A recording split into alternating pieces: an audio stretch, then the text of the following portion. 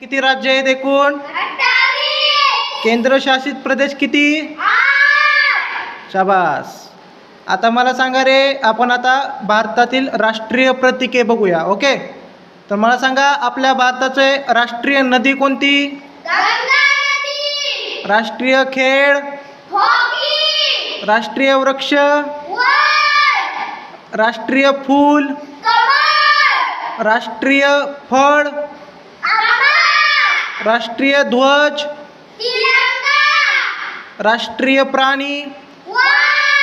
राष्ट्रीय पक्षी? राष्ट्रीय मासा? यालाच आपण राष्ट्रीय जलचर मासा सुद्धा म्हणतो. राष्ट्रीय गोड अन्न, गोड पदार्थ? राष्ट्रीय चलन? राष्ट्रीय अन्न आणि राष्ट्रीय चिन्ह. भारतातील सर्वोच्च पुरस्कार कोणता? छान.